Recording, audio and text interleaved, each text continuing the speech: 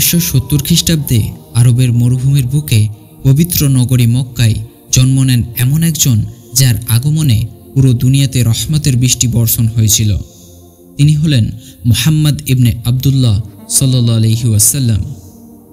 জন্মের আগেই তার পিতা আবদুল্লাহ ইন্তেকাল করেন। তিনি জন্মগ্রহণ করেন একজন অনাথ হিসেবে। এই শিশুটি একদিন পৃথিবীর সবথেকে বড় দায়িত্ব বহন করবেন, কিন্তু শুরুটা ছিল নিঃসঙ্গতা আর অভাবের মাঝে।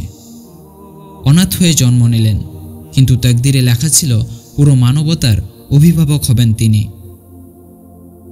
আরবের রীতি অনুযায়ী নবজাতককে বিশুদ্ধ পরিবেশে বড় করার জন্য গ্রামে পাঠানো হতো। রাসূল সাল্লাল্লাহু আলাইহি ওয়াসাল্লামকে লালন পালনের দায়িত্ব পান হালিমা রাদিয়াল্লাহু আনহা। তিনি বলেন, মুহাম্মাদের আগমনের পর থেকেই আমরা আমাদের ঘরে রহমতের বৃষ্টি বর্ষণ হতে দেখেছি। এই অনাথ শিশুটির নিঃশব্দ উপস্থিতিতেই আল্লাহর রহমত ছড়িয়ে পড়ছিল চারিদিকে। হালিমার ঘরে শিশুটি শুধু বেড়ে ওঠেনি, বরং গড়ে উঠছিল ভবিষ্যতের এক আদর্শ চরিত্র। 4 বছর বয়সে জিবরাইল আলাইহি ওয়াসাল্লাম তার অন্তর ধুয়ে দেন, পাপ ও শয়তানের প্রভাব থেকে মুক্ত রাখার জন্য। এই ঘটনার পর হালিমা রাদিয়াল্লাহু আনহা ভয় পেয়ে তাকে মা আমিনার কাছে ফিরিয়ে দেন। আল্লাহ নিজের নবীকে শিশু বয়স থেকেই পবিত্র করে তুলেছিলেন, যেন তিনি হন নিষ্পাপ ও নির্মল। এই শিশুটি শুধু মায়ের কোলে নয়, বরং আল্লাহর হেফাজতে ফিরছিলেন অনন্ত পরিকল্পনার পথ ধরে। মায়ের স্নেহে আবার শুরু হয় মুহাম্মদ সাল্লাল্লাহু আলাইহি ওয়াসাল্লামের জীবন। তার মা আমিনা তাকে নিয়ে থাকতেন মক্কার এক সাধারণ ঘরে, কিন্তু ভালোবাসা ছিল অগাধ।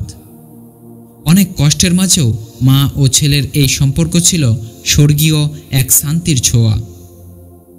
কিন্তু এই ছোঁয়াটুকু যেন বেশিক্ষণ থাকল না। আল্লাহর ইচ্ছায় এবার আরেকটি কঠিন পরীক্ষার অপেক্ষায়। 6 বছর বয়সে মা আমিনা তাকে নিয়ে মদিনায় যান আত্মীয়দের সঙ্গে দেখা করতে। ফেরার পথে আবুয়া নামক স্থানে মা আমিনা অসুস্থ হয়ে ইন্তেকাল করেন। রাসূল সাল্লাল্লাহু আলাইহি ওয়াসাল্লাম তখন পুরোপুরিভাবে এতিম হয়ে যান।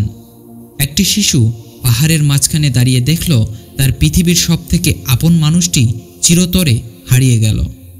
এরপর মাতৃহারা মুহাম্মদ সাল্লাল্লাহু আলাইহি ওয়াসাল্লামকে তার দাদা আব্দুল মুত্তালিব নিজের তত্ত্বাবধানে নিয়ে নেন। তিনি ছিলেন কুরাইশদের একজন সম্মানিত নেতা এবং নাতিকে ভীষণ ভালোবাসতেন। তাকে কাবার ছায়ায় বসে রাখতেন, যেন সম্মান শেখানো হয় ছোট্ট মুহাম্মদ সাল্লাল্লাহু আলাইহি ওয়াসাল্লামকে। দাদার চোখে ছিল ভালোবাসা, আর মুহাম্মদ সাল্লাল্লাহু আলাইহি ওয়াসাল্লামের চোখে ছিল ধৈর্যের আলো। কিন্তু সময় আল্লাহর হাতে। এবার বিদায় নিতে হলো দাদাকেও। দাদার মৃত্যুর পর চাচা আবু তালিব তাকে আশ্রয় দেন, নিজের সন্তানের মতোই লালন করেন। মুহাম্মদ সাল্লাল্লাহু আলাইহি ওয়াসাল্লাম চুপচাপ, শান্ত স্বভাবের, দায়িত্বশীল ও বিশ্বস্ত হয়ে ওঠেন চাচার ঘরে। শৈশবের প্রতিটি কষ্ট তাকে বানাচ্ছিল একজন রাহমাতুল লিল আলামিন এবং একজন আদর্শ নবী। এখনও তিনি নবী নন, কিন্তু চরিত্রে ছিলেন নবীদের মতোই, বিশ্বস্ত, সত্যবাদী এবং দয়ালু। নবীজি সাল্লাল্লাহু আলাইহি ওয়াসাল্লামের শৈশব ছিল কষ্টে ভরা, কিন্তু সেই কষ্টেই গড়ে তুলছিল এক আলোকিত হৃদয়।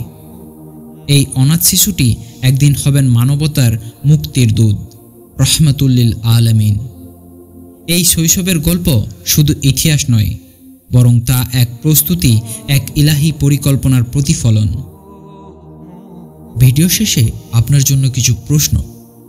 প্রথমত, নবী মুহাম্মদ সাল্লাল্লাহু আলাইহি ওয়াসাল্লামের শৈশব জীবনের কোন ঘটনা আপনাকে সবথেকে বেশি স্পর্শ করেছে?